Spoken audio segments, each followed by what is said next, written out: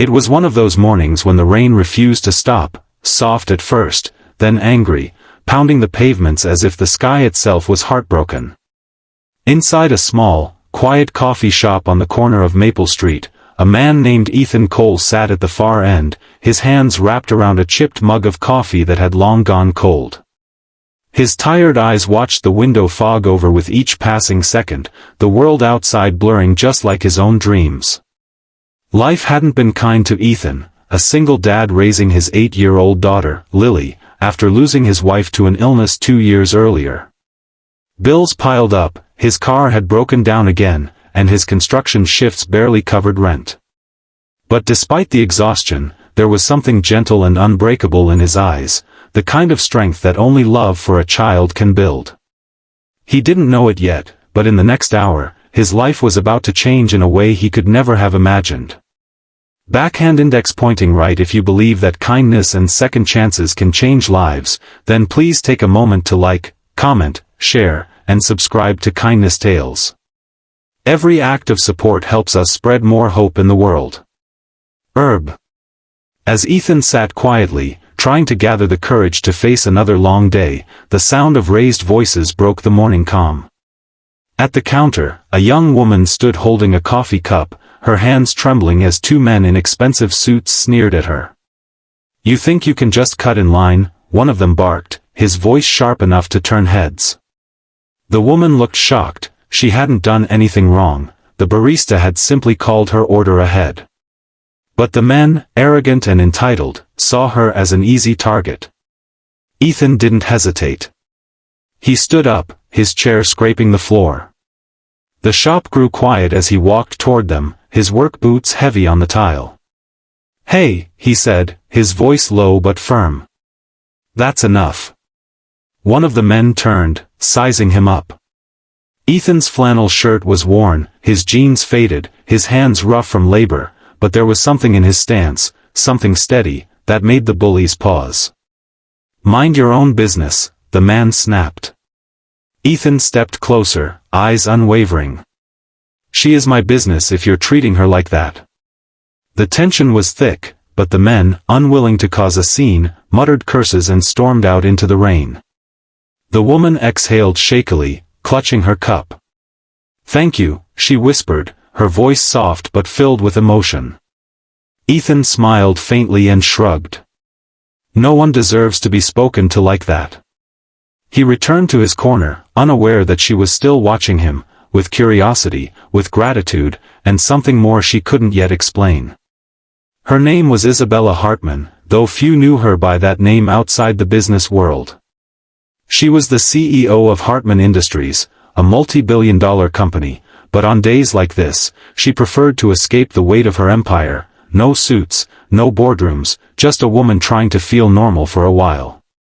She had built her fortune from nothing, but money had never filled the emptiness of losing her own father at a young age.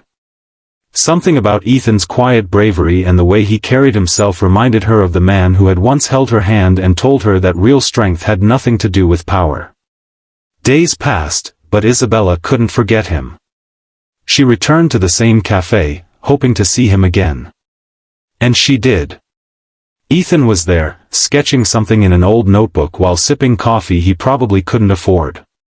She approached, shyly, asking if she could sit. He nodded, surprised. Their conversation started awkwardly but soon flowed easily. She learned about Lily, about the late nights, the construction jobs, the dreams he once had of being an architect, dreams he had buried under years of responsibility. Isabella found herself drawn to the raw honesty in his words, to the way he never complained, only smiled through the struggle. Ethan, on the other hand, knew nothing of her wealth. To him, she was just Bella, the kind woman who laughed easily and listened without judgment. He hadn't smiled that much in years. As weeks turned into months, their friendship deepened. Isabella began to visit often, bringing little treats for Lily, who quickly grew fond of her. They played together, drew silly pictures, and filled Ethan's small apartment with laughter. For the first time in a long while, Ethan felt peace. But deep inside, he feared the same thought that haunted him every night, people like her didn't stay. Not with men like him. One day, as they sat in the park watching Lily chase pigeons, Isabella looked at him and said softly, "Ethan, have you ever thought about doing more with your designs?" He smiled sadly. "Once. But that was another life. Now, I just build what I'm told to." She stared at him for a long moment. Maybe that should change. He didn't understand what she meant, not yet. A week later, Ethan was called to a construction site downtown for a major new project. When he arrived, the company logo on the banner made his heart skip a beat, Hartman Industries. Confused, he followed the foreman's instructions, and before long, someone called his name.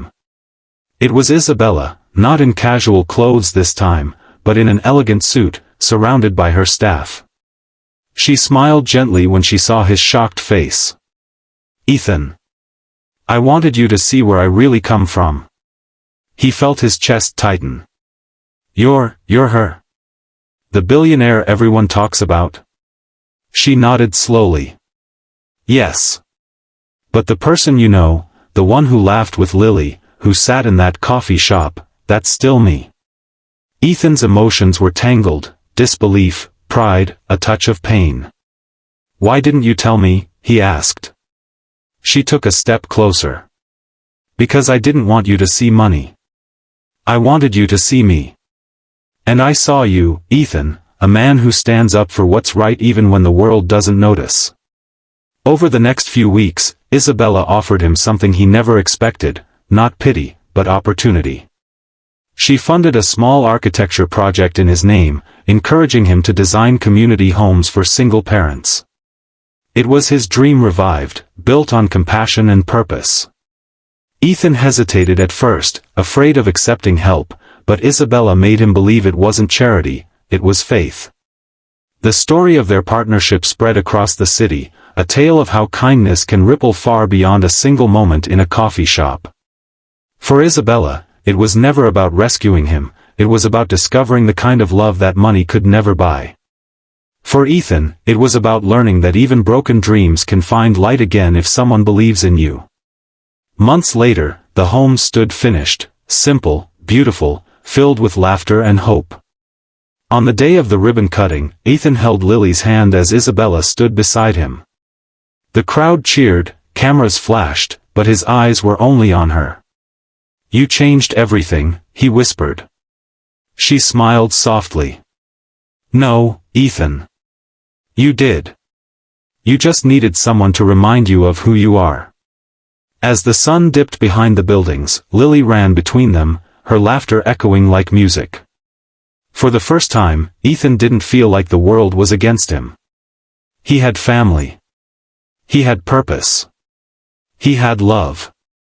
Sparkling Heart, if this story touched your heart, please like, share, and subscribe to Kindness Tales. Your support helps us spread more stories that restore faith in humanity. Speech balloon special request: before you leave, drop a comment below, tell us what part of this story moved you the most, and tag someone who believes that kindness can change destinies. Cherry Blossom.